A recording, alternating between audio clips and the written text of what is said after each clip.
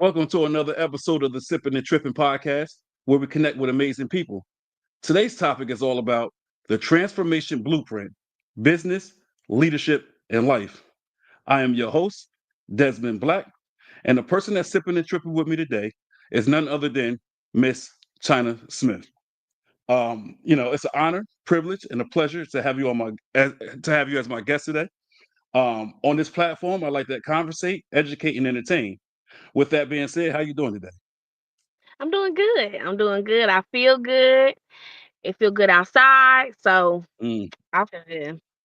that's about time. So, yeah, like this, like I was saying prior to going live, yeah, it's our second day of nice weather because it's been brutally cold to the point where, like, I hate it. I dreaded going to the store, um, because it's just been brutal. But I had to suck it up, bundle up, and had to go out there. What's up, Demarcus? What's up, Um, brother? yeah, always good to have our brothers and our sisters join us. All right, so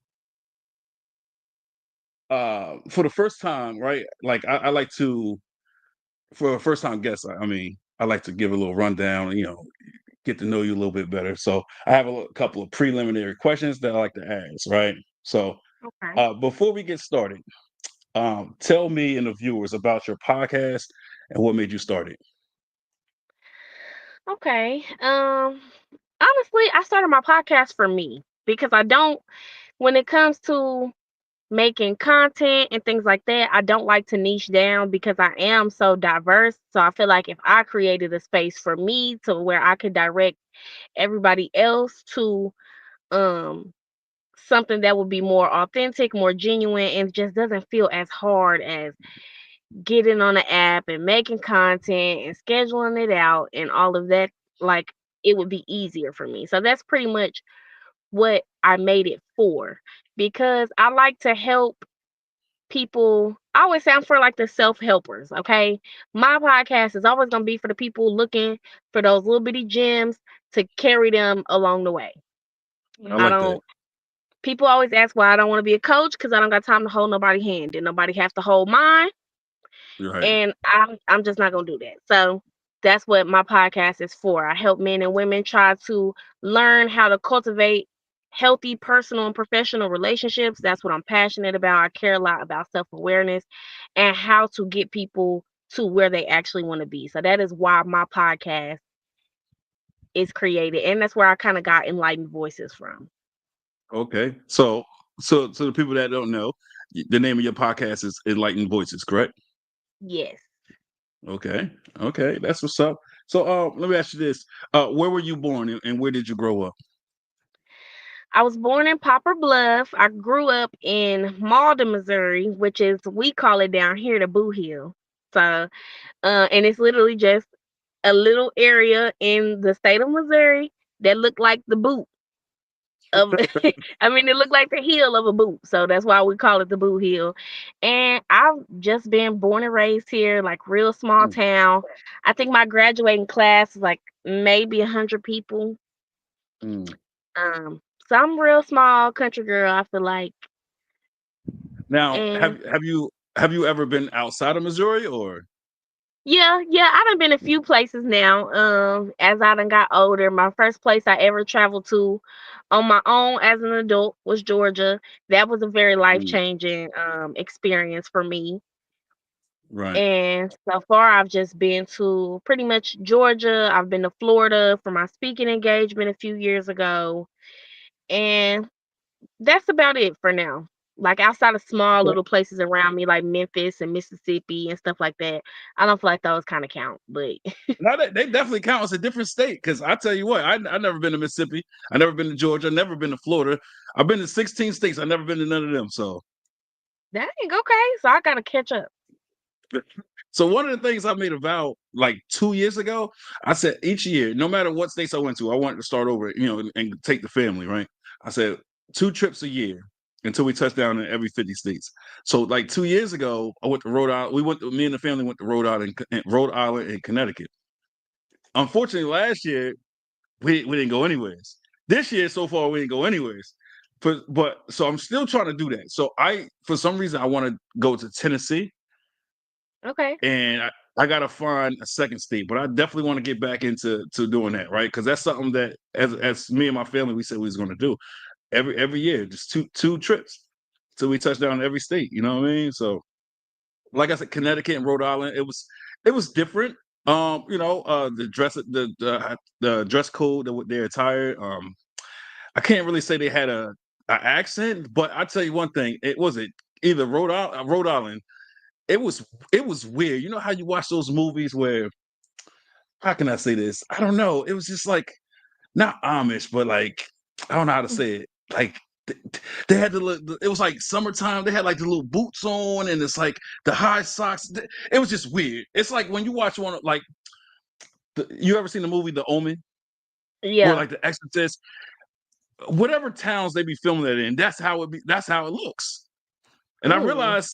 I realized that a lot of the horror movies they film in like Rhode Island and stuff like that. So I'm like, all right, that's probably why. But it was just weird in that aspect. But the food is good. That's one thing I always like to do too. When I go to different states, I like to try their food, right? Mm-hmm. Because it's different cultures and it's just different.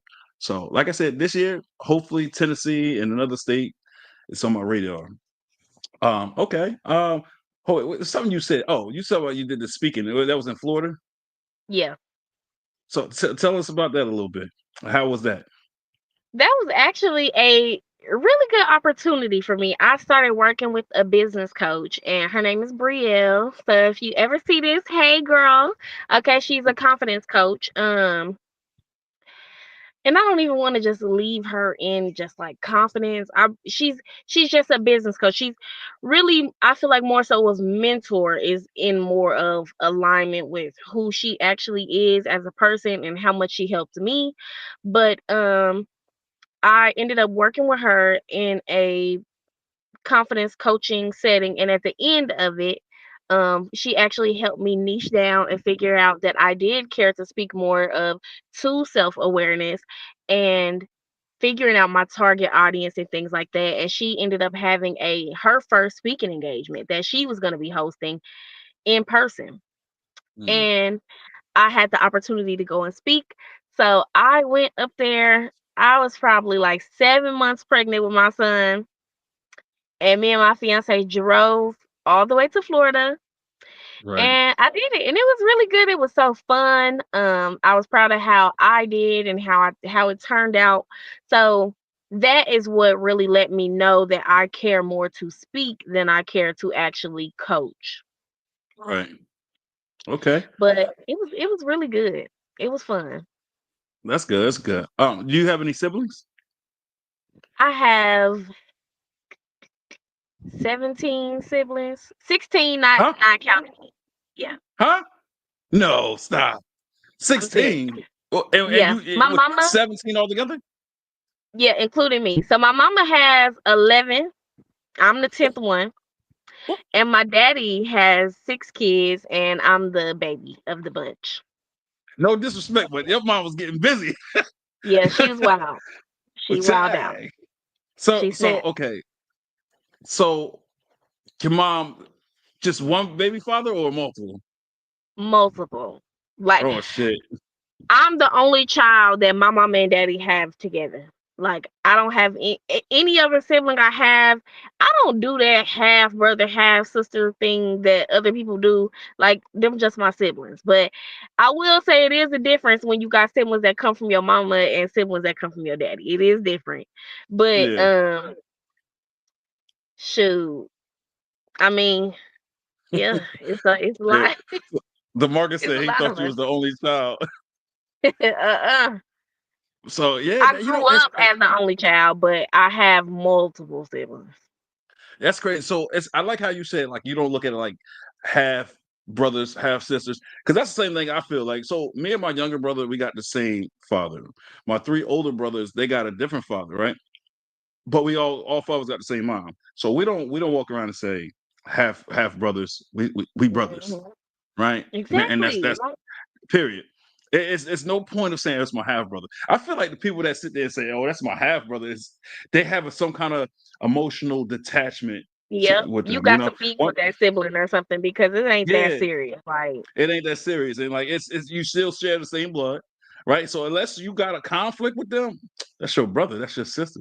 At the end of the day, that's family. You know what I'm saying? When it's time to ride out, you got to ride out for family, and that's that. But damn, Yep. 11, that's wild. That reminds me of Yeah, like, he snapped. He like snapped. so my father's side of the family, like when he was born and stuff, I'm talking about like I have like I got family members that had like 15 kids, 16 kids, 20 kids. Yeah, But you gotta understand though, back in the day, they didn't have that was technology and none normal. of that. They just that was normal. They like to they went out in them fields and they like to play. That's it. You know what I mean? A bunch of Nick Cannons out here. Yeah, my aunt on my daddy's side, his older sister, she had 15 kids. My Mm. grandma on my mama's side, she had 12 kids. Oh my God. Um, I forgot how many kids my daddy said that his mama had, but yeah, I mean it just always has been a lot. Have you ever did like the 23andMe or the Ancestry.com? Nope.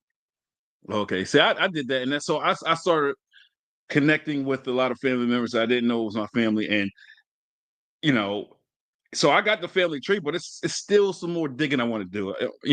I found out I forgot who it was. It's a famous singer. I forgot who it was. I can't think of it right off the top of my head. Was married into the family, which is pretty cool. And it's crazy because when you find out stuff like that and you tell the world, they laugh. They're like, yeah, you Yep. lying. Da, da, da. Everybody always want to be connected to somebody, but it's the DNA speaks for itself. But yeah, I'm a little disappointed. I can't remember who it was. But like I said, it was married in. It was not like it was blood. But yeah, Yeah. so that's dope. So what do you do for a living? I have a strong healthcare background. I love being a CNA because I feel like acts of service, that's really like my love language. But also, my daddy raised me by himself and he had a stroke when I was young. So Mm, with him having a stroke and then he ended up having some heart issues where he had open heart surgery, he had surgery on his foot and all of these different things. So I had just been doing it already for so long and I went to the class in high school and I just stayed there. It's been 8 years now. I went off and I did other little things like I got my phlebotomy license and things like mm, that. But in the 9 to 5 world, I prefer like to just be in the CNA world. And people ask a lot of the times why I won't go up in nursing. And I could care less about all that paperwork. I mm. really ain't too messed up about the pay because I'm not a 9 to 5 person. Like I'm not Right, I'm not gonna be in them people job 20, 30 years. Like so I don't right, care. Like let me do what brings me joy and y'all can have that. So right.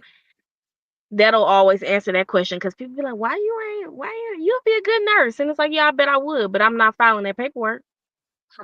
Like Yeah, I got you. I got you. So are you married or have you ever been married? I have not ever been married. I'm not married yet. I am engaged, but no, I've never been married or anything. It was a but. Yeah, I'm just saying, like, but I've never been married or anything like Okay, that. okay. So so how was you proposed to? It was so cute because I was completely surprised. So we went to my fiance's cousin was getting married, and we went there and we at the little after the reception or whatever, and she getting ready to throw the bouquet, so everybody dancing, but she steady getting closer and closer to me, and I'm like, girl, you better throw this before I snatch it. Like, won't nobody be getting? And she handed it to me, and I'm dancing, and I turn around, and he just right there, and I'm like, Oh shit. I like that. I no, actually you like that. didn't. Like, I Yeah. know you did not just surprise me like that. And then everybody, Yeah. next thing I know, everybody all around me, and I'm like, oh, okay. Like, okay, this is for me. So it was actually really sweet. But at first I'm like, you know how black people is like, you can't do this shit at somebody else's wedding. You don't do this shit here. You done took the whole spotlight from them. I was just How about to you say, did you prefer to have your own moment, or did it not matter because it was so sweet to you? it didn't matter to me because it was like so sweet to me. It was more of those things like as long as they was okay with it, my moment is Hmm. my moment. Like if Yeah. y'all cool with it, he talked to y'all before this. that's fine. Like I wouldn't have cared either way, honestly, Right. because really I can be real particular about who I want in certain moments like that with me and stuff like that. Like I'll be real particular. Like if it's up to me, if you gonna propose, here go the list. That's who needs to be there and nobody else. Cause I don't know Yeah, y'all. I yeah, don't know what y'all want from me and my relationship. Like I don't play about that negativity on my stuff. So yeah. That's what's up. That's what's up, man. So I've never been married. I've proposed twice in my life, and both times it was to the same woman. And oh yeah, yeah. So I'm kind of glad it didn't. I didn't wind up married to her. Everybody thought I was crazy when I got with her, right? Like, and forgive me if she's watching this, but so she was 10 years older than me. So when I had gotten in a relationship with her, I was 20, she was 30, or maybe I was 21, she was 31. I think that's what it was. I was 21, she was 31, and she already had 5 kids, and my family and everybody was like, "You bugging? Five yeah. kids? Nah." And she couldn't have kids She anymore, had so they was that. like, She had that walk. you, well, She this is the had crazy that thing. walk. She had a lot of things. Yeah, she had a lot of things, and I, I've never had anybody try to coach me through sex or anything like that. And first couple times she didn't say nothing, but then she started trying to coach me, and I ain't like it. So I was like, yo, you know what? I'm done with you. I ain't dealing with this shit. Because as a man, you try to. It's like you dehumanize a man. You like break a man down when you try to tell him, "Nah, do it like this. Nah, this is how you supposed to be doing." Now you like, this is crazy. So that shit brought me down a notch. You know what I'm saying? It definitely humbled me, bro. Fucking Demarcus. But she was good at what she did. I will say that. Um, I know. I know. it was a black woman. You know what I'm saying? And it's just yeah. But anyways, we gonna get off of that. Get off of that one though. But yeah, But she the only one I what did you proposed to. learn from her trying to teach you though? Because a lot of men do feel ashamed, but men also got to understand like the power that a woman is giving you by teaching you how to please a woman's body. Right. So what did I get from that? I mean, I think I got a lot from it because this is the thing. It bothered me for a while, but I embraced it at the end of the day. Because I was like, Mhm. who am I to get mad at a woman trying to tell me you ain't doing something right? Or if you do this, you be excellent. You be top notch, right? As a man, I want to be the best at everything I do. So if it's about pleasing a woman, I want to be the best. Mhm. I want your friends to mention me in conversation. That's how good I want to be. So once I started applying it, and then I noticed her facial expressions, like her body language, everything changed for Mhm. the best. So I said, okay, cool. I'm glad I took this approach instead of bailing Yeah. out. And guess what? Like when it didn't work out with her, the things I learned from her, the little tricks Yep. and the little, the nuances, I took it to the next one. And they would say, oh my God. Yep. You know what I'm saying? And I was like, yeah, I did that. Every man want, we got an ego. So like I said, you live and you learn. So I'm all about learning things every day. I don't give what it is, if it's sexual or if Listen. it's whatever, I'm all for it. So that was great. So you asked me, what did I get from that? I got a lot, and I applied that. So that's that. What the heck is so Marcus? I'm loving this conversation. We burnt that. What he said? I learned from women since I was raised by women. Yeah, we talked about that yesterday. That's a good thing. Yep. Every man should be close to their mothers or their aunts or whoever because we what is that? Ego is way too big. That's my Hey, kid's mom. Allison. She often tells me like, "You ain't gonna be able to fit through the door. Your ego's so big." I'm like, hey man, I've always been like this. I feel like you know. So, anyways, moving off of that, are you religious? I'm spiritual. I didn't have much of a religious background growing up because my dad was like, my mama always forced me to go to church when I was young. So I'm not going to church. But if you want to go to church, baby, you can go to church. But daddy is not going.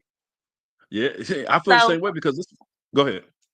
I never went. And by the time I got into spirituality, I feel like it kind of benefited me a lot better because it's not like I learned it this way, so it has to be this way because I am that type of person. Like if you teach it to me that way, that's the way it is. I don't want to hear nothing else about it.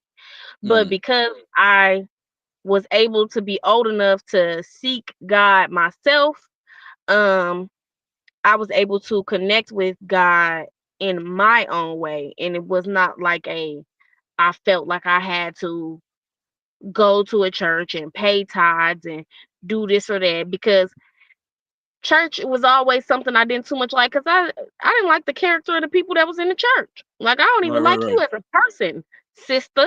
Like, I don't Yeah, want to come to that church. I don't. right, right, Y'all can't tell me nothing. So it benefited me, like, waiting until I was old enough to try and like seek my own understanding and really feel like I found out who was God to me, which, unpopular opinion, I guess, amongst any other religion, but God is within me. I am my God, and that's how I feel, and that's just what has helped me. If God is gonna right. be anything outside of me, um, it ain't gonna be no white man sitting up in no sky. It's gonna be, it's nature. It's Yeah, around us. You know what I'm saying? It's not. I don't feel like it's an individual or right. a person sitting waiting to deem me to go to heaven or hell. Right, right. I got you. See, that's the thing. A lot of people try to force religion on people, and you can't do that, right? That's why it's an old saying. They say you can lead a horse to water, but you can't make him drink it, right? So, like, Mhm. give them the message, right, and let them decide whether they're going to accept it, embrace it, or not, right? Yeah. So, on my father's side, right, everybody was highly religious. And my father used to try to beat it into me and my younger brothers, like, "Oh, you're going to church. If you don't, I'm taking everything away from you. You're getting grounded. You can't go outside. You can't play video games. You no extra food when we go to the grocery stores. Things like that." My father even went as far as trying to bribe me. I buy you a car if you go to church for 5 Sundays in a row. I went to church 5 Sundays in a row. He said, "Nah, I didn't see the passion." I'm like, that wasn't part of the deal. You said if I go for consecutive weeks, which I did. So he had me start over. So I went for like, it was like a total of like 11 weeks. Then he got me a car. And I was pissed off because this was the year like 2001, 2000, yeah, 2001, 2002, something like that. And this fool got me a 1989 Dodge Colt. They don't even make those no more. And I was like, "What? I can't be seen driving this." But a couple times I did drive That's it fun. because while everybody else was making fun of it, I'm like, "You still walking? At least I got something to drive." So I took that approach, but I couldn't stand it. And then he took that away from me in like 2 weeks because he's like, "Oh, you don't have God in your life." I'm like, "That was not part of the deal." So that's the thing. You can't force religion on people. And when you do that, a lot of times, just like when you have kids, the more you try to, so when you have kids, you got to find that balance, as we were talking about yesterday about the balance, how you discipline them and how you raise them, right? Because the more you push, the more they're going to be rebellious. Same thing with Yep. religion. The more you push it on somebody or force it on somebody, the more they're going to turn away from it and be like, "Nah, this is not for me." Now, ironically, you know, recently I've been reading the Bible. I bought a Bible, and I said I would never buy a Yeah. Bible or touch a Bible. I bought a Bible, and occasionally I'll read it. And I got a study Bible, and it gives you a breakdown. They try to tell you read these chapters this day, read this, and I feel like the Bible is more so of a roadmap or a tool, right, or a Yeah. guide. I don't think I don't look at the Bible as you should take it literal, right? Like Yeah. it's good tools that'd be beneficial that's in the Bible. So I'm not gonna make this a whole religion thing, but like I've always believed in a higher power, but I don't believe in God as he's portrayed in the Bible, like as you were Yeah. saying. Like I don't believe. Um, and I have considered going to church, and the only reason why is because for 39 years I've been doing things my way, and certain things I still can't get past. And I feel like, okay, well, what if I try that? And what if my life changed for the better? Right? Not saying I'm in a bad spot now, but what if I'm enlightened? What if it gives me like a different um mindset? Like maybe I can see things through a different lens. So I do consider it from time to time, but I still haven't pulled the plug and done it. Mainly because of work. I feel like you should just try and go with the open mind of looking at the Bible as allegory. I seen Mm. a clip on Instagram, and the man was like, David wasn't swallowed by the whale, he was swallowed by his circumstances in life. You know I what like I'm that. saying? And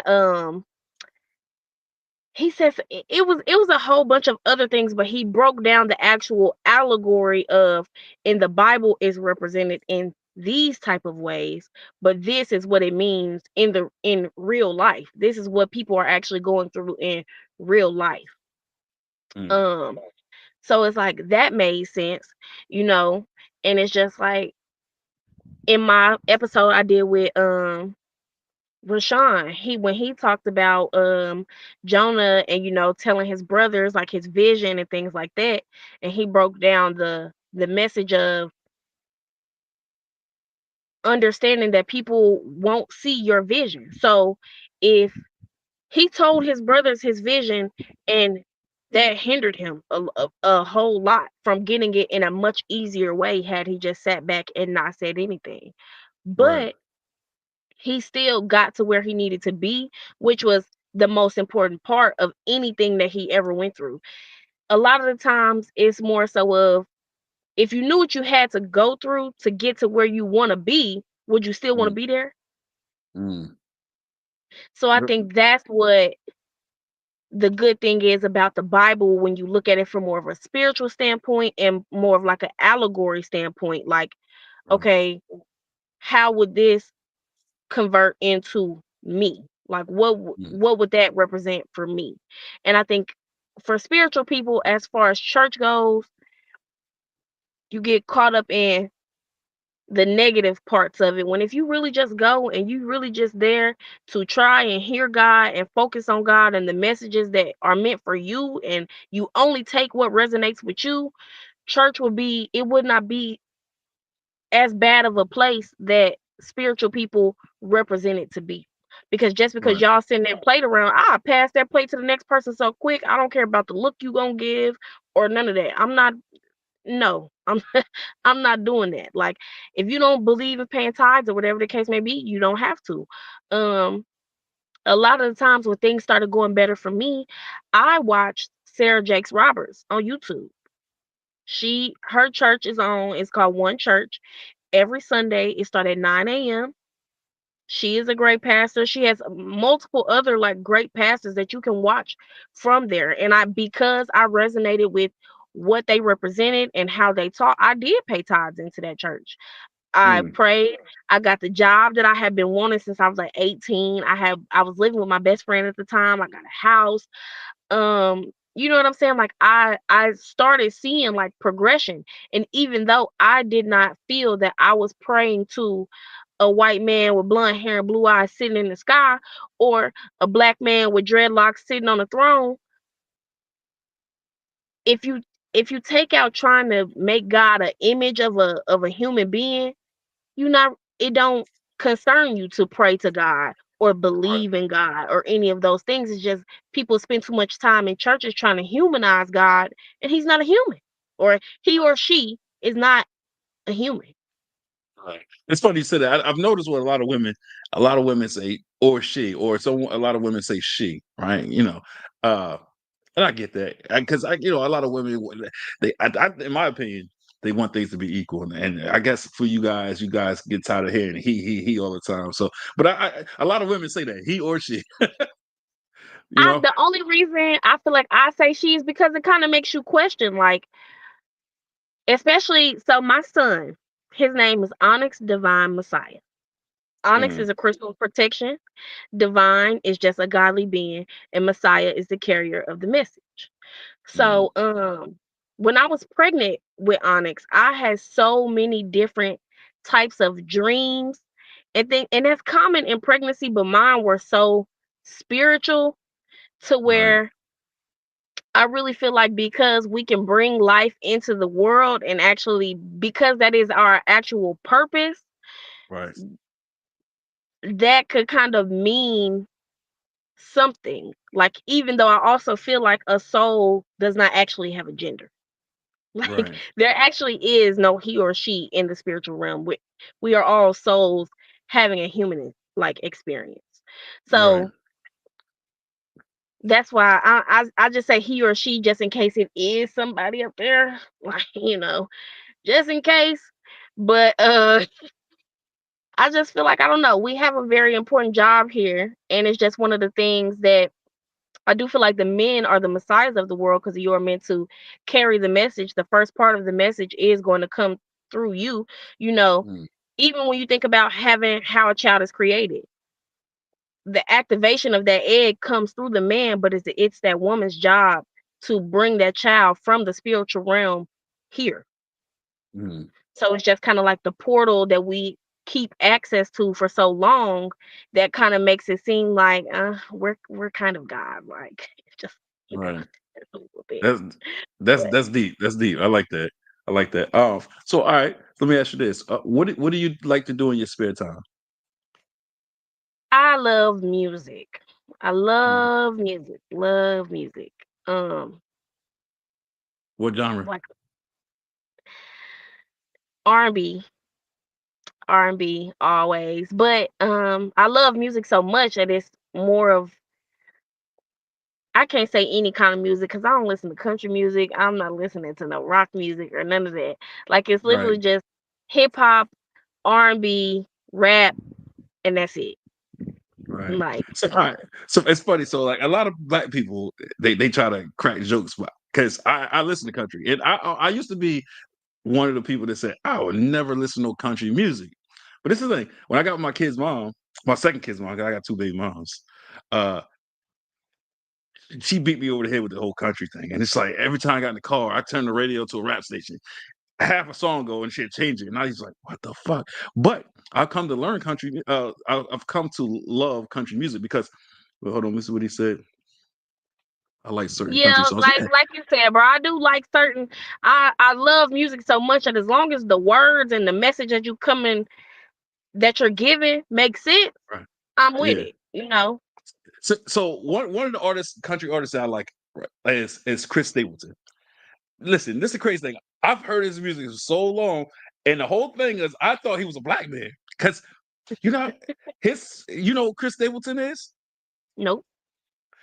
So when he sing his songs, his music sounds like some slavery type music, some something that like somebody that lived on a plantation would sing. It's soulful, and you know how we say white people don't have no soul.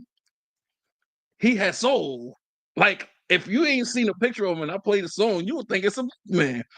And when I found out he was white, I said, "Ain't that some shit?" So Chris Stapleton, I fuck with him.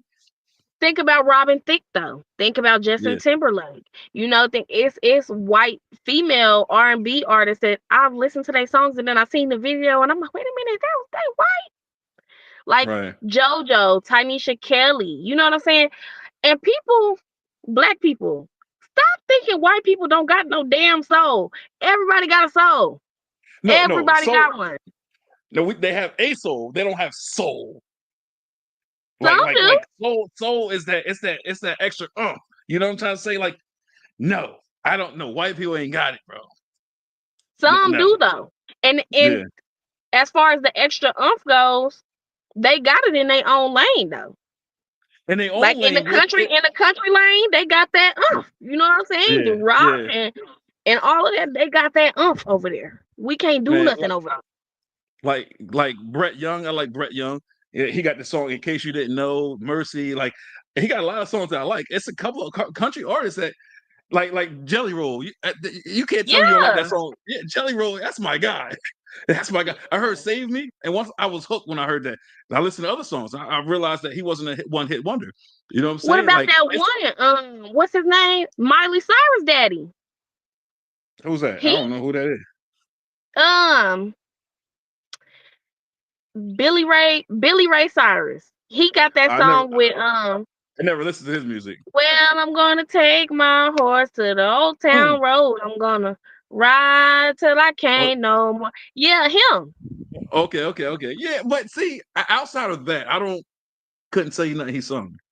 But Me either. it's country artists that I like though. You know, it so yeah. So music is life. I did see on your owl profile right, like that you said poetry.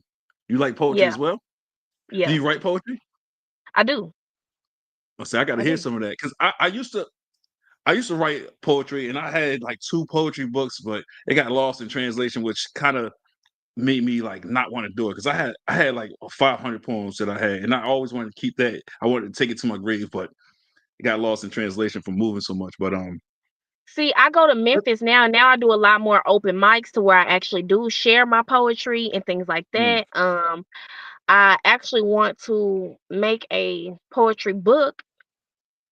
mm, Um, so poetry is just really like a nice little outlet for me. I can rap too, but rapping is so much harder than poetry. Like yes, I figured out I could rap before I knew that I could do poetry, but once I tried doing poetry and I figured out it was easier, I just dove right into it and that just yeah, became. right. And it's funny you said that. I used to rap too, and it's crazy because I poetry is something I've been saying for the last 2 weeks. I want to get back into doing right because one thing about me when I used to write poetry, like love poems, they could be sad poems. All the females, all the women, they was just Mhm. attracted. They was drawn to me. So that's one thing that like I'm like, yeah, I gotta get back to because I love attention. So I Yeah. love when all eyes on me. I do. You know what I'm What's your saying? So sign? I'm You a a Leo? Pisces. Oh, Pisces, oh, the okay. best sign in the world. Oh, I like to okay. tell people. I like to. I'm a Libra. Actually, it's us, but that was a good try. I like to tell people like Pisces are the best because for a man anyway. Because I like to say one we was born in the month of love, and you all I was anyways February, and then we was born in that water. Mm. You know, because the signs fish. Yeah, yeah, yeah. But that's what Yeah, I tell everybody. actually. I like it though. If you ever do actually go to Tennessee, go to Memphis. It's a lot of open mic nights that are really all days of the week. On Mondays, you can go to a club called High Tone and you can do open mics there.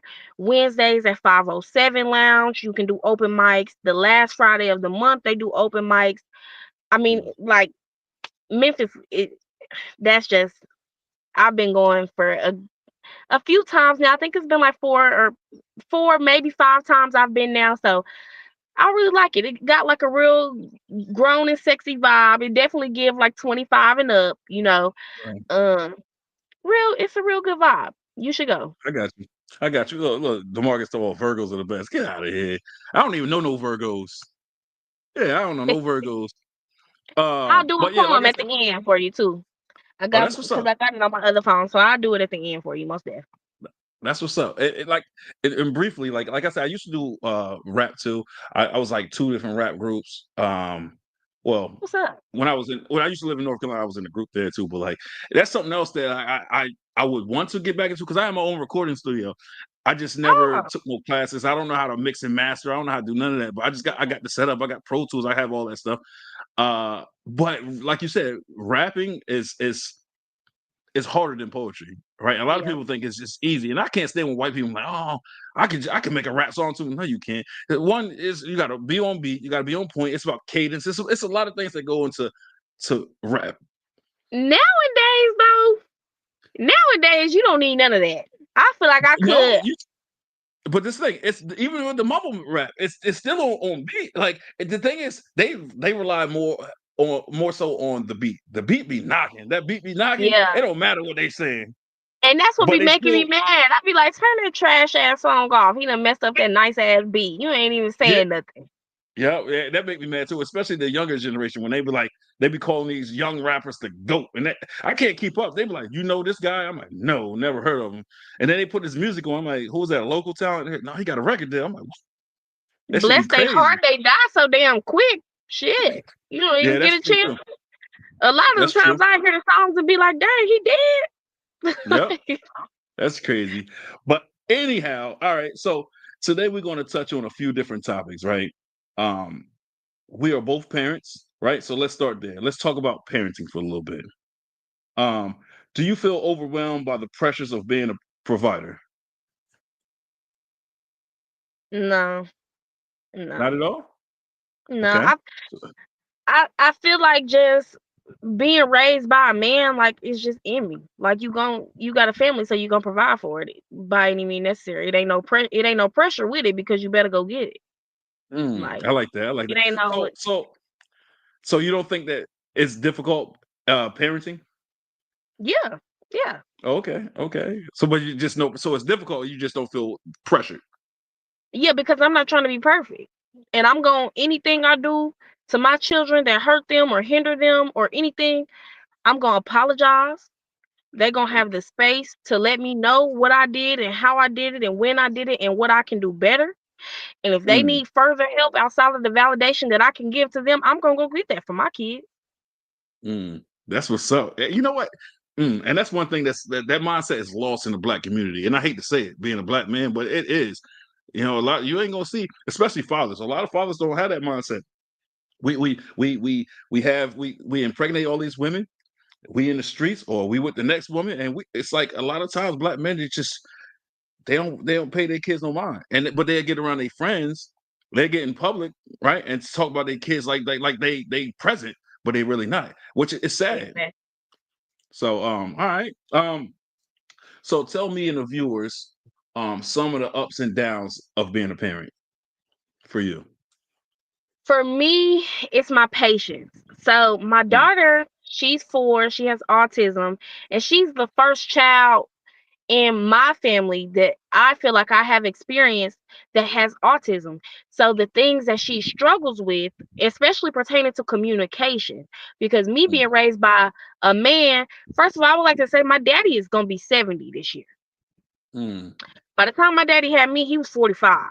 So Ooh. communication and understanding and all of that is a core value of mine. So the fact that because of her speech delay and she can't tell me what it is and what's going on, that frustrates me so bad because have I have a short fuse for all of that whining, and it's like stop whining and just say what it is. And that's something that's very frustrating for me um as a parent to a child with autism, because I'm not used to having to adjust to that. So me being like the first person in my family to have to adjust to it, and then her daddy getting locked up when she was so young before she ever even had a diagnosis. So it's literally just been me until my fiance came along to really just guide myself on this journey, because I can't call mama, hell, she ain't even raised me. You know what I'm saying? My Mm, daddy not gonna mm, understand because I don't have autism. You know what I'm saying? So anybody around, any type of parent that is around me does not experience the challenges that I have to experience with my child. So mm, that's kind of like the most frustrating part, but it's also very corrective because she's able to model to me in ways outside of communication when and or where I'm doing things wrong. mm, So it's kind of like I pick up so much more on her body language and things like that. Like it'll make you so much more aware as a person and mm, as a parent. Like she won't ever have to say if somebody did something wrong to her, because I know. You know what I'm saying? I know how mm. she act, I know how she react to people, and I know how she react when Right, something is wrong. right. So That's that that is mother very instinct. challenging though. That's Okay. very challenging. What about some of the ups of being a parent? Um, I get to go back to being a kid. Like adults always talk about, you better stay young, you better be glad you're still a kid. But when you have kids, if you would do more of what that child want to do, you would realize Hmm. that as you're doing those things, the child within you want to do those things too. Hmm. Your baby crying to go to the park and it's annoying, but if you got out there in that park and really just did what you wanted to do, because you can do what you want to do, like be free, just like that Right. child is free out there in that park, running around, going on slides, want to swing, do all of those things, and watch how happy and how good like it makes you feel. So it's like I like that I get to do all of that all over again. And to add to that, it also allows you to channel a lot of things, like release a lot of toxic Yeah, thoughts or negativity. Like you out there, like you said, being free. So you out there and you're enjoying yourself. You're smiling. Seeing your kids happy makes you happy. Or at least you should. A good parent yeah, feels great when their kids are happy. So no matter if you had a bad work day or a rough morning, going out there, seeing your kids happy, and you living carefree, that's a stress free life, or at least in yeah, that moment.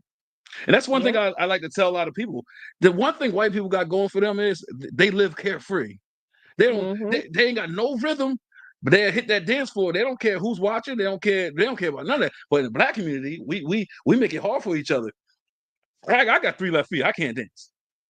So unless I I'm used to be got I, able to, but these new dances these kids yeah came up with, I can't do that shit. yeah. So I go out there and black people be like, I can't fuck with you, especially women. Are you corny as hell? I'm like, what corny? Because I can't dance. That's crazy. And that's But you what standing black. on the wall. Yeah. So in the black community, we just make it hard for each other, and that's one thing I always Yeah. say. White people, They know how to I have a think, good time.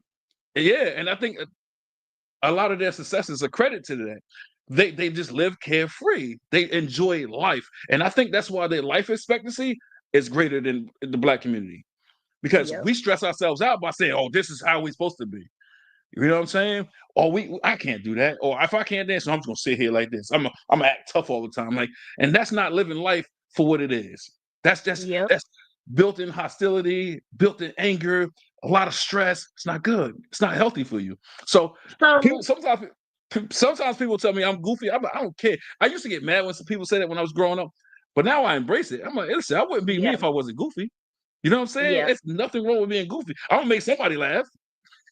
Okay, and that's laughter is really like the best medicine. But what I will say, just to kind of take up for the black people a little bit, white people done always been able to live a carefree life. Y'all was in there chilling while we done built countries. Okay, That's of true. course y'all could be carefree, you know. And I feel like a lot of black people trauma is not being able to let their guard down, not being able to rest, not being able to, you know what I'm saying? I don't, have you ever seen that Harriet Tubman movie that they made? Might have. What's it called? It just Harriet Tubman. It's the I, movie I, like of how Harriet Tubman freed so many slaves and stuff like that. But she gave them people a speech and she said right. that she watched children being beat for not working before they ever knew what work was. Women being raped before they first blood. You know what I'm saying? Mm, Like all of that trauma is still in our blood. You know what I'm saying? Even mm. though things are just a little bit easier for us, and it would be nice for us to live carefree, a nigga can go on a jog and die. Yeah. Like, so it's just like we still got that trauma is just still so deep in Hmm. us that I think that that's why some people just will never heal from it because people don't, a lot of black people don't try to heal from it for real. Right. Right. That's true. That's true. And that's something we had to break free of. To be honest, like it's just a lot of things, and you know, it's funny when you saw the white people always wasn't carefree, right? And I often tell people as well, like one of the things I hate any job you go to, like I've been in the kitchen, like restaurants for like the last 17 years, 18 years. And one of the things I hear all the time is black people are lazy or black people don't work, or the managers be like, "Oh, well, you couldn't find a white person or Mexican. Mexicans work the hardest." And I'm like, and I hate that because let me tell you something, especially when white people say it, because I often say white people lived off the backs of blacks, right? White people never worked a day in their life. They sat on the For horses and they real. whooped our ass, right? They dictated and they delegated to us what to do, and if we ain't do it, it was consequences, right? So white people never had to work. So when slavery was abolished and they told white men and the white woman they got to work, what they do? It was a they started killing people at random because they was upset that they had to work. But black people, we our ancestors, we had no choice but to work. Even before we was held in captivity, we was working, Yep. supplying and providing for our kids and our families. So today, when white people sit there and say black people lazy, I'm like, how? Now the modern day average black man or black woman, I can't even say black Or woman. I lady. think or lazy. But I would say this: I think it's more so black men. A lot of black women they're about this uh, empowerment, right? The whole movement. And you found it a little bit, but I don't know. I see a lot of black women. They're way more successful than black men. Yeah. Yeah. Yeah. You I know what I mean? will say in bigger places, I see the truth in that. You know what I'm saying? Because just from me going different places and there being Right. so many different ways to make money and create things for yourself, black people can thrive. But small towns, Mm. These people are lazy.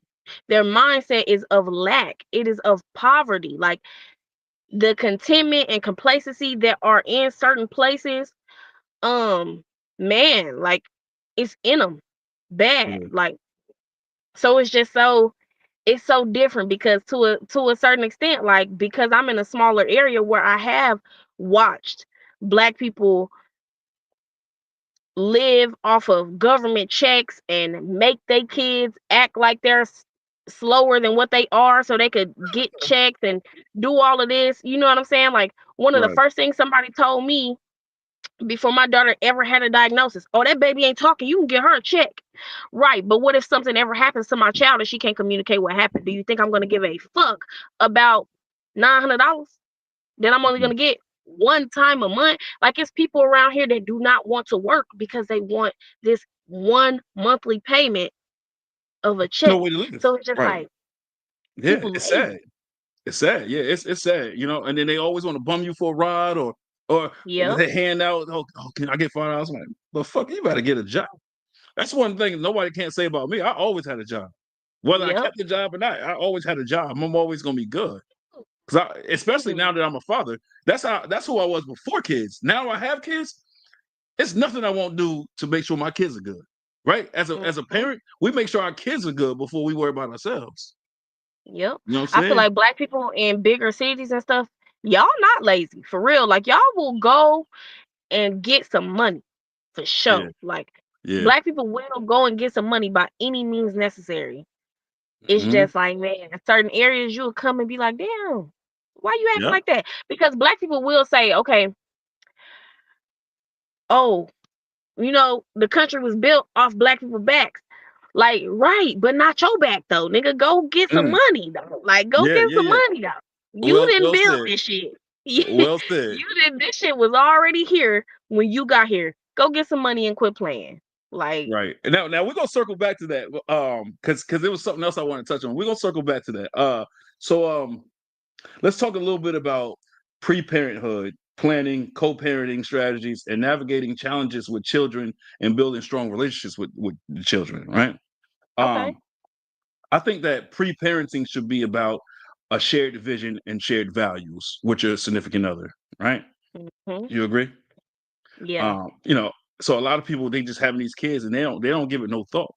They worry about hmm, today and they not worry about the next day or the week later or a month later. So that's important, right? So tell me about your parenting philosophies, values, and expectations for raising children. now I understand the importance of those things. So, like, Mm. my daughter daddy, that was an example of no common sense. Okay, like I just wanted to be. He was a street dude, you know what I'm saying? He ain't never had no girlfriend, no first love, no nothing. Me being, and it's like because I was raised by a man, I'm just a different type of woman. So I like to pursue. You know what I'm saying? I don't have a problem like shooting my shot. So the challenge Uh, presented itself, and it's like, oh, let me come show you something real quick because you think ain't nobody gonna get you, and I'm gonna be the one. And that's like that was it. Like I wanted to be the first person to say I was his serious girlfriend and I have his first child. I'm his first love. You know what I'm saying? But it's like right. the first time I ever seen him, he was at home on a juvenile pass. Mm, So when I tell people he in federal prison and they be like, dang, I'm so sorry. No, he didn't always been like that. Like mm, I'm not tripping about that man being locked up. I'm sure he's fine. mm, Okay. I'm sure that man is fine. He's been doing this a long, long time. It's just that I did not think about the fact that that is in his character. This is who he is as a person. So while you see his potential and you want to have this baby just to say that you have his baby, I didn't think about the fact that he might not be here to help me pour into this child like I need to. all So right. it is important. Like really observe who you are as a person, observe the person that you're trying to like have a child with and Right. weigh out those pros and those cons because that child is going to be a little mix of that person. Right. So So when you had your kids, were they planned or was it something that just happened? Um, my daughter was. I don't feel like she was playing, but like she wasn't. Like nothing was being done to prevent her being created either. Okay, I, And I, I I was understand happy. that. I Yeah, was happy because I'm like, yeah, I'm gonna have your baby. Like, yeah, I'm one of them. Yeah. right. But my son, he was planned. Um, he was planned. Everything about him was very intentional. Like I said, I already told you his name. His birthday is 11/11. He was born in 2023. That's 123. Um, he's very intentional. He's gonna be a very strong black man with a strong purpose. I have faith in that. So So both of your kids' fathers are black. yeah, Okay. You ever dated yeah, outside your race? no, no, I just had to ask. Yeah, I see the little frown. She's no. like, no. Yeah, yeah. Cause my, like I said, my daddy, he finna be 70 now. My daddy went to an all black school up until he came to Malden. My daddy remember when the teacher could still take you out in the hall and give you a paddling. And his teachers was black, his principals was black. Everybody, his whole community was black. So when he got to my hometown of Malden and he kind of experienced more of like the racism, I was not to be I could have white friends, but like I knew better than to bring. I don't feel like I would have the courage to present a white man to my daddy and be like, I I love ain't say him. white. It could have been Puerto Rican. It could have been Mexican. It could have. Hey, you putting the color on it, not me. I just said outside your race. Nah, any other race is kind of like I just always had that I admired my daddy so much as a black man, and then my mama had all of these boy. You know what I'm saying? I kind of was just so any other race was just more of like my daddy is a black man, my brothers are black men. When I have kids, I want to have kids with a black man, and I would hope that when they have kids, they choose to carry on like the black culture. So how do you feel about black men dating outside their race? I don't see nothing wrong with it. I mean, black women got to come to a reality that other races of women do more to Mm, please the black man. mm, You know what I'm saying? It's mm. Yeah. it's just a misconception because black men can tend to forget that you are still dealing with a queen. And regardless of my circumstances, I'm only a product of my circumstance, but the right man will bring the queen out of any woman. Oh, So, oh, powerful. I like that.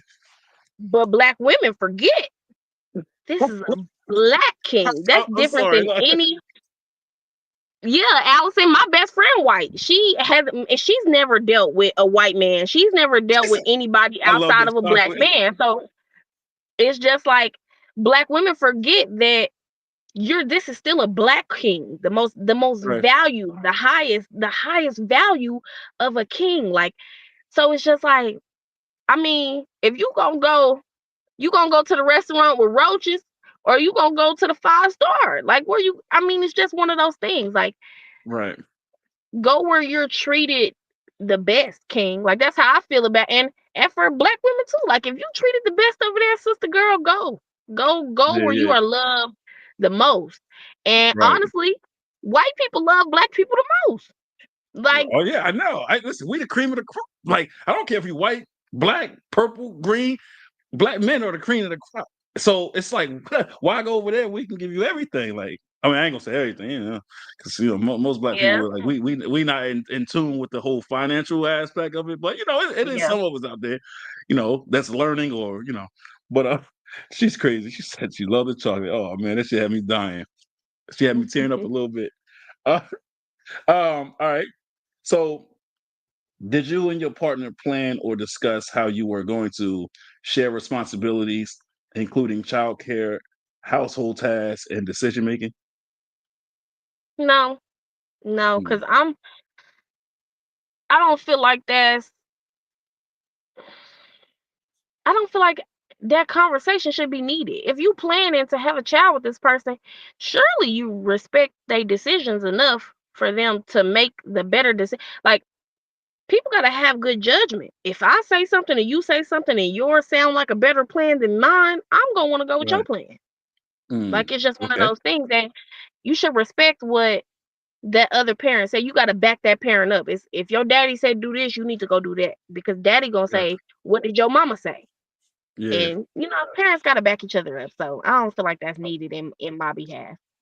Okay. So how about like did you and your partner did y'all discuss um like managing finances, as a family and including like your kids' future as far as education expenses?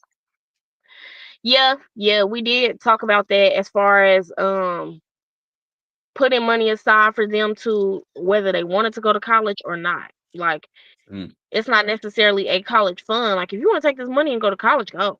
But if you want to take Right. this money and start a business, go. Right. Like, because I more so would want to go back to, I don't want my kids to leave me until they're getting married.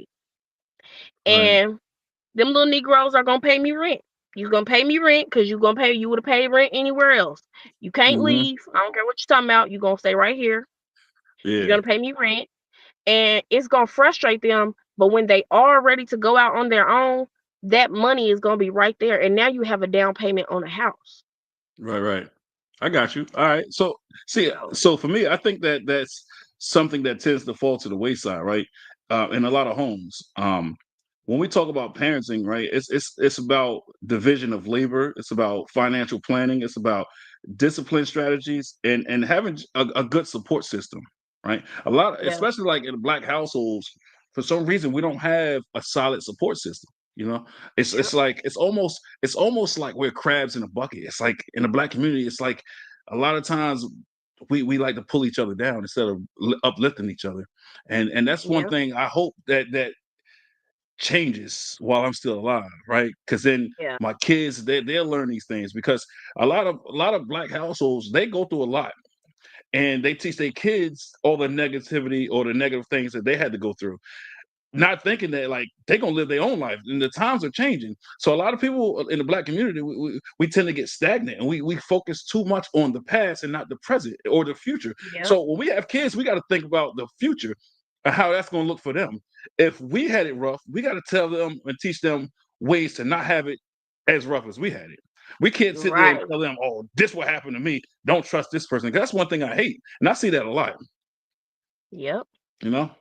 Um, so yeah, man. So planning goes a long way when we have kids and stuff.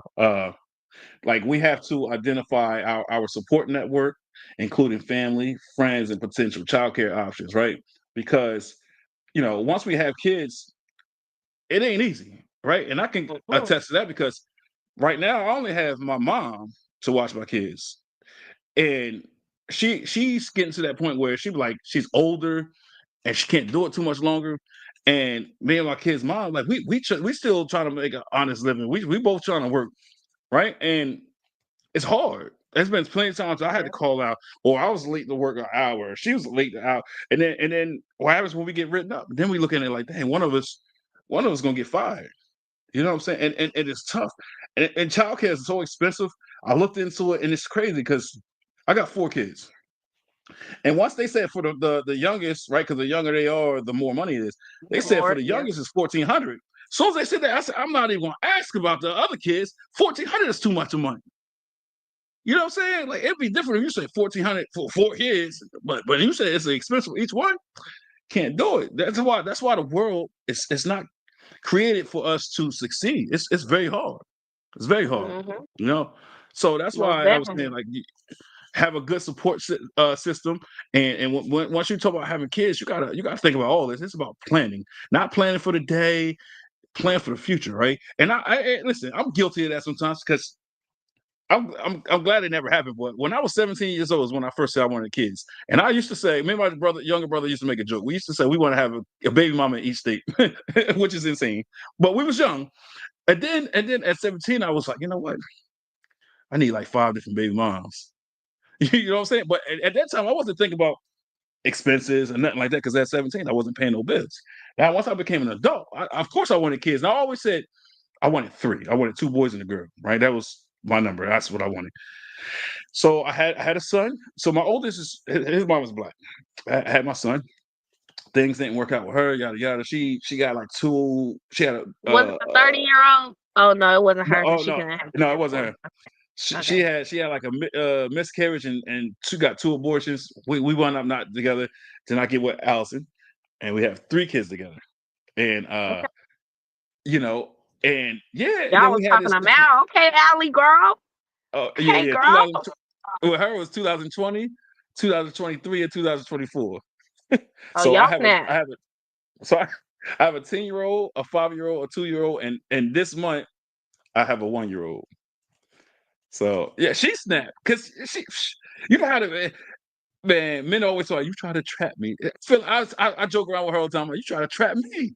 We had the first one, and I was like, okay, this is cool. I was so super excited, and then she was like, oh, I'm on birth control. I can't have kids. And then one day she was like, we had an argument. And she threw the pregnancy test at me, and it hit me in the chest. And I picked it up. I'm like, what you give me this shit for? And I looked at it. I'm like, what are you trying to say? She's like, what does it say? I'm like, what are you trying to tell me? She's like, I'm pregnant. I was like, this is crazy. I thought you was on birth control. So then, I was excited. I was super excited, right? I think I was a little bit more excited than the first one. Now the third one, Now you getting a little mad. Now you like, God damn now, shit. no, because she had told me that she couldn't have kids. So I was like, oh, she can't have kids. And this Keep thing, believing that. Why you keep I don't believing know. that? I don't know. Everybody keeps saying the same thing to me, but and then she told me, and I was like, nah, because this is another thing to like, and I know all it takes is one time, but this is like around that time, the sex life wasn't the greatest. It was here and there. It wasn't like all the time. Like when I first met her, it was all the time. It wasn't like that. And I'm like, bro, in the last 6 months, we probably had sex like 10 times. You gonna tell me you pregnant? I'm like, yeah, nah. And she used to get mad, like, why are you not excited? Because in my mind, I was like, bro, we hardly had sex. Like, hell. Who, like who goddamn white baby is this? And it's crazy you said that White because baby is this. so all my kids look different. Like every time we go somewhere, they think that all 3 of them got different fathers. Like crazy. My daughter, because that's the one that was born last year. She has blue eyes and red hair. All right now. But but her she's German and Irish, So Oh, okay. Oh, yeah, damn. What the so hell? Okay. she looks German. She does. That's my baby though. And then Jordan, they all just look different, and they all got their own personalities. It's great. It's great, and uh the 2 oldest drive me crazy. They love each other, but they don't get along. And I know Yeah. part of it is because of the age difference. 10 and 5 it's crazy. So they both doing flag football right now. And the oldest, he will be back for his 3rd year in tackle football, which I can't wait for because I like to go to the games and record them. It's great. Hold on, put these comments up here right quick. Once kids come into the picture, it's all about them. Yeah, absolutely. I don't say they wasn't mine. See, oh my god. I just said sometimes people be We like, know, "Oh, girl. We know. Dang, we know. yeah, she about to be in her feelings right now." But She definitely yeah, got you though. With that, she can't have kids. Yeah, she tried to trap you. and the crazy thing is, this year, I kid you not, this year at one point she tried to tell me she was pregnant after she told me she had the IUD. But I think she was just saying that for attention. I think because one day it came, I You was just like, gonna talk "Take the about the test." lady like she ain't in the comments. You just gonna talk. Look, it's all good. Look, like every day I was like, "Yo, take the test, take that." Oh, I'm do it in the morning because it's better to take the pregnancy test in the morning. And then she It just never is. did it. And then one day I came home from work. She was at work, and my mom was there. I went in the room, and it was like 3 tests on the thing. I looked, and they was like, "Not pregnant." I said, "Oh, hi." So then I asked her, I'm like, "Why would you tell me you was pregnant then? Like, what the?" You know what I'm Yeah, she saying? So trying to I get still you. don't know. Yeah, yeah. Better So watch her. Better I watch gotta her. watch her. And it's crazy when I first met her, man. Like she had this fixation on black men. She was just like, "Oh, uh, I just want a mixed baby with blue eyes." And I used to look at her, I'm like, "Listen, That'd be weird to me. That'd be weird to me. what black with blue eyes?" No, like the fixation. Like the fixation is what make it weird. When you just genuinely attracted, That's fine. But the Yeah. fixation just be so weird. Like, What? See, and what? See, that goes back to what I said. Like everybody want a black man. I don't know what to tell you. Like, yeah, especially when you produce good, pretty babies. yeah, yeah. I see And at a lot least of you women. actually are present. The one thing I will say, cause like I said, my best friend white and her two kids, they got the same daddy, but he not around, his family not around. So I'm literally the only black figure that they have in their life. So Right, as a black person, my issue with white women being so fixated on black men is because those mixed kids never get a taste of the black culture once they're here. So right. now you're going to be rejected by the white culture because 9 times out of 10, this white woman that likes black men, her family don't support it. This is a Mm, complete rebellion. Okay. yes, So yes, you finna get hell over here. yep, And then you gonna get around black kids and you ain't black enough. And black people feel like if your mama ain't black, you is white. yeah. So Hmm. I hear that a it's lot kind of too. like It's the hard. mixed kids get the short end of it. And it's like the white person can't teach them how to deal with racism because you don't experience it. And then you're like 9 times out of 10, like you said, these men they be going and creating all of these babies and then they just leave them. And it's like, Hmm. now what is this mixed kid supposed to do? Because I feel like mixed kids experience more racism than anybody. You know what I'm saying? It makes sense Mm, for us as black people to go into all a predominantly white place and experience racism. That's common sense. right. But like my Yeah, niece, she getting bullied at school, and a white kid told her, "Oh," and she's not even black, like she's not darker complected. So it's just like, but the white kid still was like, "Oh, your skin ugly. I'm glad my skin not black." And it's just that's like, crazy. That's crazy. damn, you know what I'm saying? So it's like these white women be wanting these things, but they don't think about what these kids are actually gonna encounter. You just thinking, "Oh, we gonna make some pretty babies," and yeah, we gonna do that for sure, but Hmm. this baby is gonna grow into a individual person. So I definitely applaud you for being there because it's gonna be needed. I wish black men would be more present, especially when you choose to have interracial relationships, because Right, these kids go through it. Now right. her And brother, on the this, other hand, he'll fight. He don't have no issues, but right. she is the one that like Yeah. she That's just one thing I could never do is not be present for my kids. I growing up, man, I always said once I have kids, I'm not gonna have them in a broken home, right? Because I grew up in a broken home, and I know what that did to me mentally, right? Like I think broken homes create traumas for people, right? You go and yeah, see this parent this time, this parent this time, they not together. This one talking shit about this one talking shit about that one. This family saying so, and it's not just that. It's also when you're young, right? You go out and you see all these kids with both of their parents, and they're just enjoying themselves. And then you look at your mother, and your father ain't there. And you're like, oh shit. Well, what's wrong with me that you start to blame yourself? Like, what is it me? Am I the reason why you're not together? It's the stuff like that. Or you watch these movies or these TV shows, and then they portray both parents in the household as being the perfect, complete household. And now you look at it like that. I ain't got that. Right? yeah, And mothers can't. I grew up with my mother, and listen, she did a phenomenal job. Like I, I used to get picked on in school because I used to tell people my mom was my hero. You know, how in school they'd be like, "Oh, who's your hero?" I used to say my mom. People used to laugh, and I used to be a fighter back then. I'm like, something funny. I used to whoop ass. You laugh at my expense, I'm whooping your ass. Um, mhm, so so it's a lot of things I took to heart growing up. And it's a lot of things I struggle with. And it took me, in my opinion, way longer to get over it than it should have. But yeah, my mom, even when I counted out, I counted my mom out so many times, and she always persevered. She always yep, overcame. She always did what she had to do. She stood 10 toes down, and she made sure she provided. She worked 2 jobs, and we hardly seen her.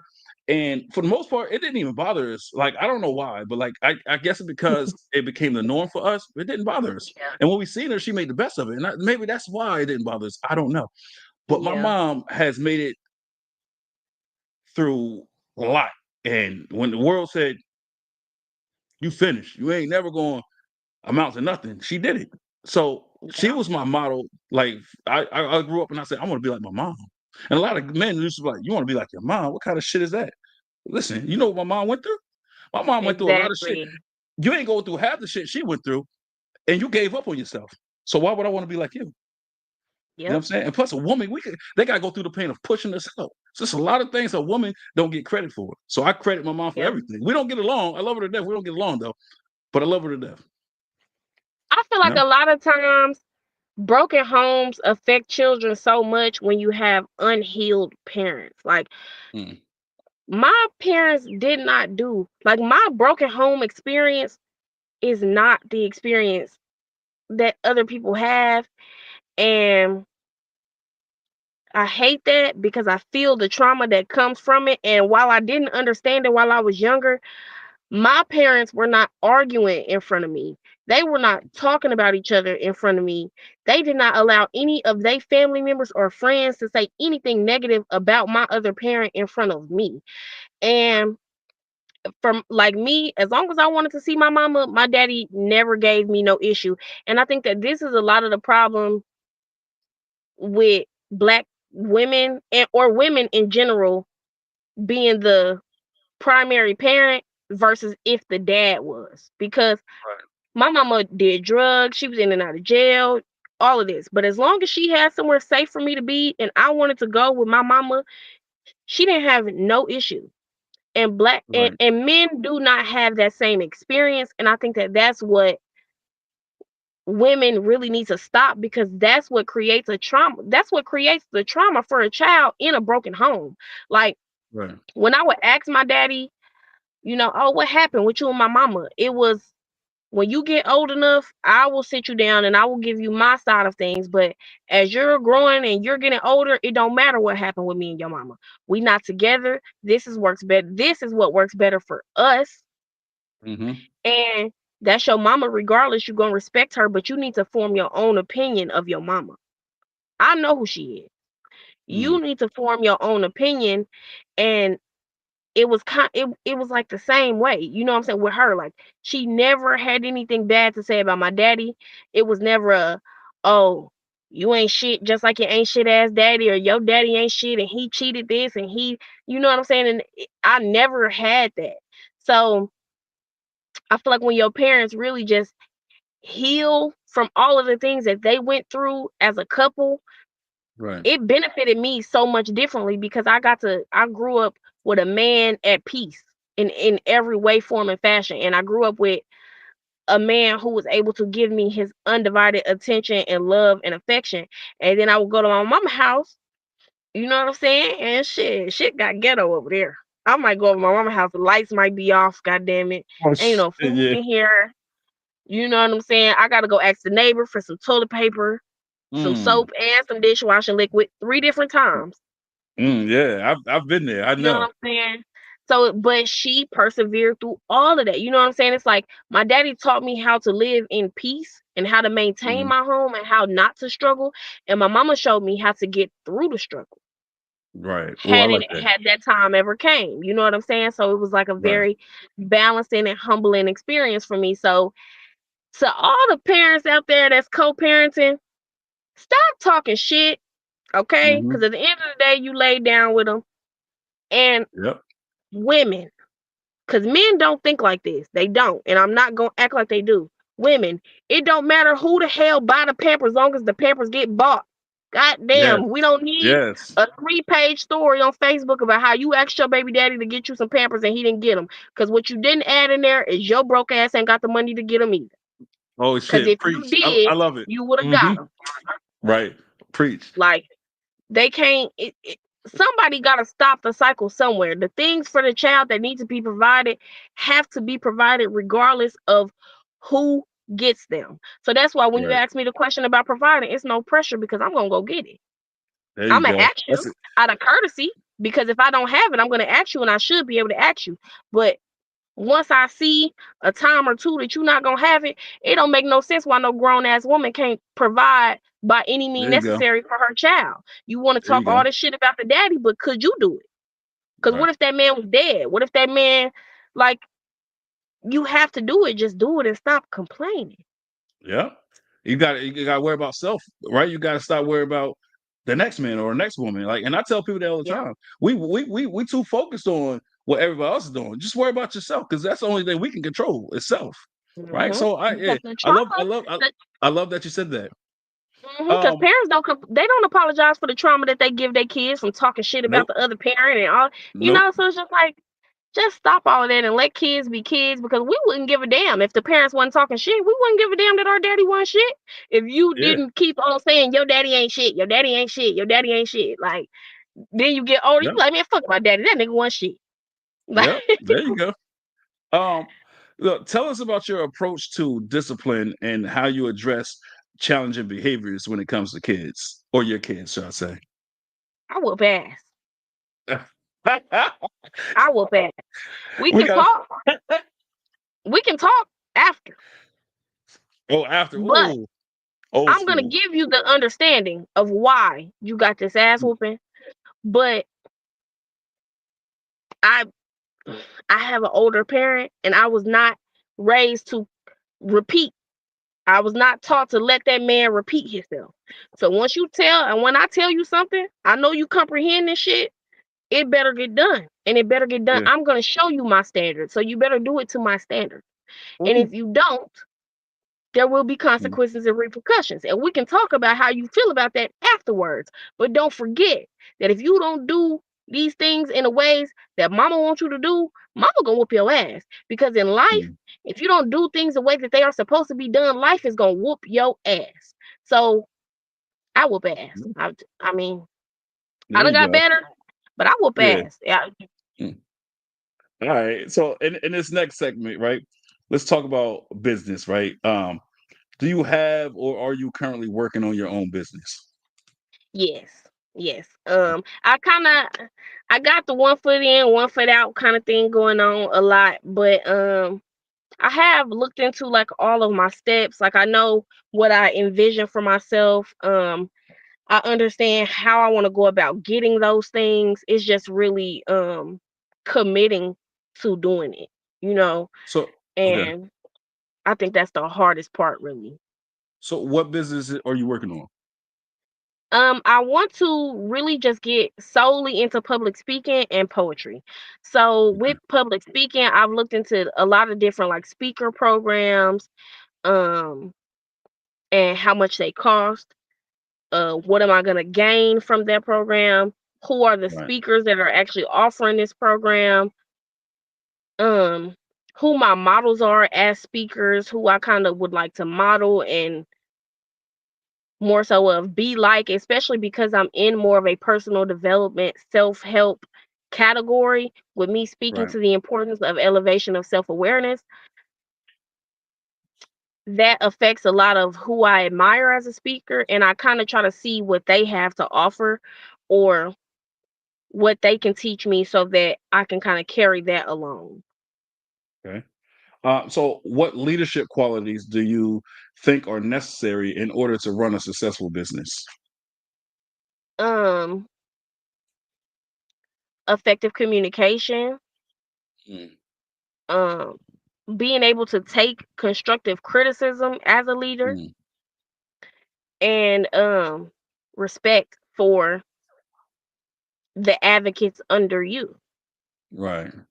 So I think And I that comes think, down to like ownership, right? Like, because the captain goes down with the ship, right? So a lot of people don't take that accountability. You're right. Like you have to know that as a leader, that no matter what happens, it falls back on you, mhm, right? Because if the ship falls, what did you do wrong, or what didn't you delegate to be able to lead your team to success? yep. And a So, lot of people, I feel like a lot of leaders, the end goal is to be a leader. I right. do want to be the leader of my own company, but I'm still gonna be actively working in that company. You know what I'm saying? These people are Mhm. gonna see me. They're gonna be able to get in touch with me. They're gonna be able to communicate with me, because disrespect, harassment, um, and things like that will not be tolerated in the environment that I create and that I provide. So in order for Right. me to um stop that, I have to be a little bit more active. I don't always want to have my toes in the sand while my ship is sinking. Right. I got you. So, and this is why, I'm so big on education, right? Like to me, you have to be well educated in order to have a successful business, right? It's like, how can you be business minded, um, when you lack the proper tools to thrive in life. You know what I'm saying? Yep. So that's why education is very important, and that's why I tell my kids because I know kids don't want to hear it, but like I was one of them. But my father always told me and my younger brother about education and then knowledge and that's the key to success. And now it's a lot of things my father tried to instill into me that I live by now, and I try to tell my kids, you're never too old to learn, right? So I have Yep. a thirst for knowledge, right? The more I feel empowered, the more I know, right? And I want to be Yep. able to fit in. I want to be able to jump in any conversation and hold my own. Right? Yeah. That's what I want. Um, so like in a previous conversation, right? If my memory serves me correctly, we both mentioned that we were both pro-black, right? If Mhm. I think you said that. Um, so let me ask you this: why do you think it's so hard for the black community to come together? Because they're so negative, Is that because we're so so negative? negative, Mm, envious, yeah, jealous, lazy. I think a lot of it comes with like our parents, right? Like not teaching us or educating us properly. I think that's the core of it for me. Like I was saying earlier about being stuck in the past and not trying to progress and not trying to move with the times. We Yeah. digressing instead of progressing, right? I think that's what Mhm. it comes down to. So yeah. All right. My answer to just lack of community, just to piggyback more so off of what you said, because if black kids would grow up seeing they mama going and trading eggs for cabbage, and you know what I'm saying, instead of going here, I'm gonna go here. Like if black kids grew up seeing more efficiency in a black community, we would know how to rely on each other better mm, than what we do, instead of it being like a lack of trust right. and things like that. So I take Do you that think back. it My has bad, black community. That was harsh. do you think it has anything to do with our overall education level? Yeah, yeah. Yeah. Because Now mamas is that had the to parent? drop out, daddies had Mm. to drop out to help mama. You know what I'm Now, saying? is it Because yeah. Do you think that's the parents' fault or the school system as far as our lack of communication? And not both, communication, education. Both? Okay. both. And why do you say that? Um, because white people will never try to teach black people to know the things that they know. If Right. we knew the things that they knew and we had the tools that they had, we would be the superior race. Mm. It's Um, funny you say that. but It's the funny go ahead. parents wise, they they're just the parents put themselves in situations to where a lot of weight falls on the kids. You know what I'm saying? To Right. where, like I said, if you ask a black man why he didn't finish school, my mama was a Mhm. single mama. She had 10 kids. I was the oldest. I had to quit going to school to help her, for me to go work to help make income for the house, or I had to quit Right. school to make sure that the other ones got to school. So it's just like a domino effect, really. Because if your parent don't Okay. have an education, how they gonna teach you? Got you. Real quick, just to touch back on what I was talking about the whole business thing real quick. Do you see your podcast as a business in itself or a gateway to your business? Um, no, I feel like my podcast is more of a gateway to my purpose. Okay. Um, Simply because of what I actually care about being put into the actual community for black people and anybody needing what it is that I represent. Okay. All right. So this is the last segment we'll close out with. Um, so you say you're a transformational speaker, right? Tell us a little bit about that. Okay. Um, I came up with that myself because I always hear public speaker or motivational speaker. I don't need to just motivate you because I'm not going to be your coach. Don't hit me up after you hear me speak and think, oh, can you coach me? Can you do this? Because no, Mm, no. I want to develop myself enough to speak in a way to transform your mindset in that moment. Like, simply because it's the closing, I just want to tell my little small story on why I feel that it's possible. When I first took a trip outside of Missouri. I went to Georgia, and it was to a women's conference. And I felt like the poorest person in that room, but I was Mm, welcomed and I was greeted by million dollar women. You know what I'm saying? And the things that those women spoke to me and the things that they were able to communicate to me and put in me transformed my mindset to show me that I could do different things. And they gave tools to show me how to take those steps. So mm, whether I applied those tools or not, my mind was changed, and that event alone solely changed the outlook on how I looked at myself. It transformed my mind, how I see myself as a woman, a black woman, and how I seen the proof of community amongst black women. Because when black people got money, they do come together. Rich black mm. people do they make a community. Yeah, rich black people. I do agree with that. But I mean, take the rich part out of it, right? Like we just don't come together, especially when it's family. Like you would think that a family-owned business, you would think that you would thrive as a family, but it's just not the case. I See, think it's because worse. they're not rich in money. They have the money, but the money came from them being rich in their mindset, them being Hmm. rich in their confidence, in their purpose, and in what they are supposed to do. Like it's other things outside of money is just paper. Money just allows them to reach out to other people, but they are so just rich in the way they can nurture different people, different areas of themselves, you know what I'm saying? Rich in development and being think about soil. In order for Hmm. soil to grow anything, it has to be rich. Hmm. You know what I'm saying? So rich when black people are rich in that way, those are the black people that make the communities. Right, right. I got you.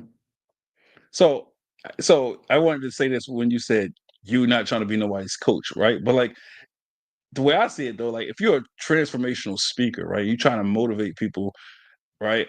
I feel like you try to help them better themselves. I feel like that's a coach, right? Because what a coach do, a coach try to motivate you and get you through something, and trying to make you better, right? So I essentially, right, or in essence, I feel like in a way that you are a coach.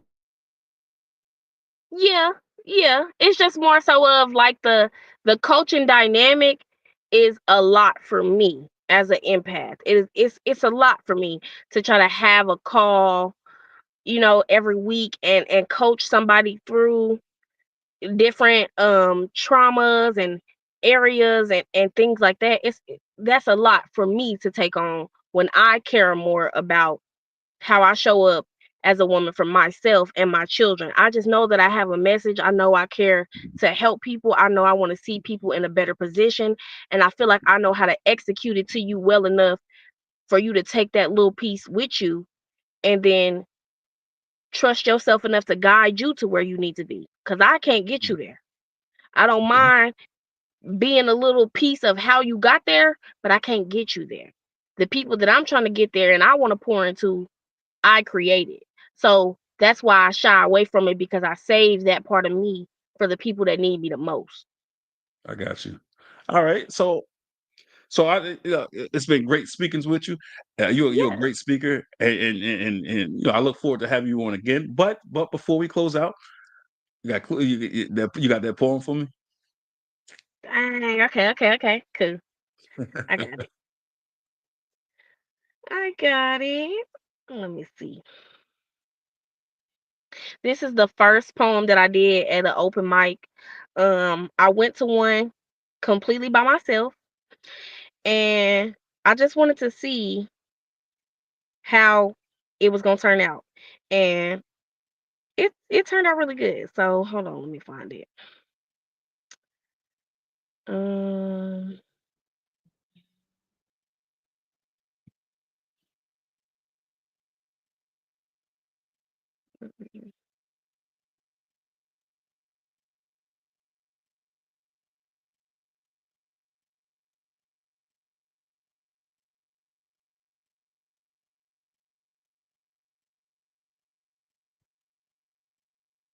uh, Hold on.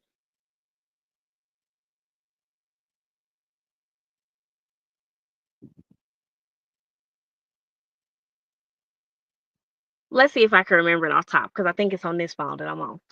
But as I become one with my inner strength, I repent for letting motherfuckers think I was weak. I repent for the times I had my voice and didn't speak, but I also forgive. Because we all know how that pain feels to be the most powerful in the room, silenced by a peasant. Trying to find heaven on earth, but hell is in the present. Dementia switches got me missing family members that I'll miss forever. As I become one with my inner strength, I repent for letting motherfuckers think I was weak. And that's all I can remember off the top of my head without having it with me. That's the one I wanted to do, but I can't find it in this phone. Got you. So We can definitely go back to the drawing board when on the next one because that was sounding good. I was on the edge of my seat, like okay, okay. So that's going to conclude today's episode. We hope everybody enjoyed it. Make sure you tune into tomorrow's podcast and then the yeah, day after, and so on and so forth. Just don't forget to like, share, comment, and subscribe. Until next time, we out. peace.